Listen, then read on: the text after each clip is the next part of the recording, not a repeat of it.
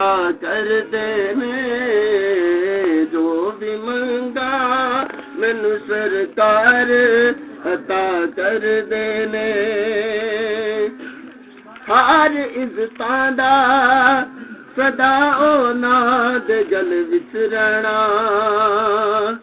हर इज्जतां दा सदा औलाद गल विच रहना।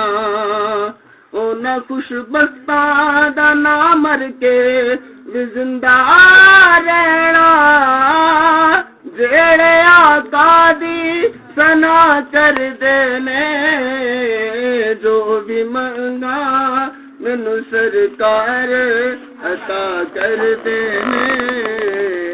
जो भी मंगा मैनू सरकार अता कर देने।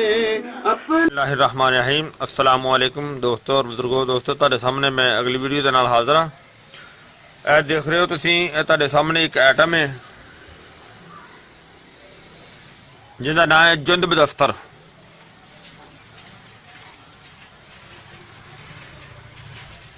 जुंद बदस्तर है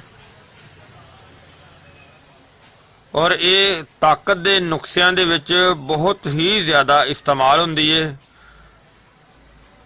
खास करके मरदाना ताकत के जिन्ने भी तकरीबन नुस्खे बनाए जाते हैं उन्हों का यह बड़ा बेहतरीन जोत है और इनकी तसीर दे लिए वो गर्म होंदी है और इनू बनाने की वीडियो जी है ना हुण इहदी रगड़ाई करांगे।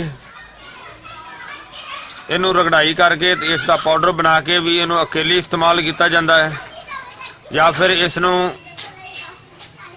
नुस्खे दे विच भी शामिल किया जाता है।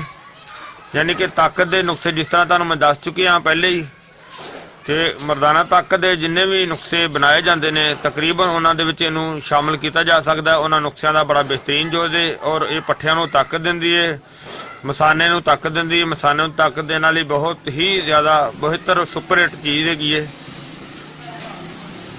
यानी कि देसी दवाइयां जिहड़ियां ने ताकत दियां उन्हां दे विच इहदा काफ़ी ज़्यादा शुमार हुंदा है। तो ये जिहड़ी आइटम है इनके बारे च जिक्र तो ये वे कि एक ऊद बुलाओ दे ने ये खसिए ने, तो बाकी ये वे कि ये दवाइयां दे विच तो बहुत ज़्यादा इस्तेमाल हो रही है। और इस तो इलावा अगर इसनूं उस दे विच तिले दे विच भी इस्तेमाल किया जाए तो ये तिले दे विच भी इस्तेमाल होंदी है। तिले दे विच भी इहदा इस्तेमाल जिहड़ा ना बेहतर है, बहुत बेहतर है, वधिया है। और ये जिहड़ा इस तरह खान दे विच इसदा बहुत ही ज़्यादा तो बड़ा अच्छा तो बड़ा आला किस्म का इहदा रिजल्ट है। तो ये जिहड़ा आइटम है ये जी उम्मीद है इंशाल्लाह कि तुहानूं वीडियो अच्छी लगी होगी। इनू तुसीं लाइक करियो, शेयर करियो, सबसक्राइब करना बिल्कुल नहीं भूलना। अगली वीडियो ना फिर मिलांगे। इजाज़त, अल्लाह हाफिज़, अस्सलाम वालेकुम रहमतुल्लाहि व बरकातुहू। हाँ जी, काफ़ी हद तक जिहड़ा ना देखो जुंद बदस्तर जिहड़ा ना इनू असीं बरीक कर लिया। ये इस तो अगे बिल्कुल बरीक पाउडर ये नहीं हो सकता क्योंकि हल्की जी इहदे च नमी इस किस्म की होंदी चकनाहट वाली, जिंदी वजह तो ये पाउडर नहीं हो सकता। लिहाजा इनू इस तरीके ही नुस्खे दे विच शामिल किया जा सकता है और इसनू शामिल करके तो फिर इनू इस्तेमाल किया जा सकता है। अगर इसनू कल्ले नू भी इस्तेमाल करना होवे तो इस तो अलावा फिर इसकी मकदार जी ना वो बहुत ही घट, बल्कि ये कला इस्तेमाल बहुत ही घट होंदा है। अगर कला इस्तेमाल करना भी होवे तो इन्नी खुराक है, बल्कि ये भी कि इनू कल्ले नू इस्तेमाल ना किया जाए, इनू एक नुस्खे दे विच किसी भी नुस्खे दे विच इस्तेमाल किया जाए तो फिर ज़्यादा बेहतर है।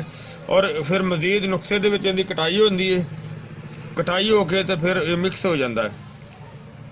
तो बहरहाल जी तुहाडी इन्फॉर्मेशन तुहानूं सामने दी है। उम्मीद है इंशाल्लाह ये तुहानूं अच्छी लगी होगी। इनू तुसीं लाइक करो, शेयर करो, सबसक्राइब करना बिल्कुल नहीं भूलना। तो अगली वीडियो ना फिर मिलांगे। इजाज़त, अल्लाह हाफिज़, अस्सलाम वालेकुम रहमतुल्लाहि व बरकातुहू।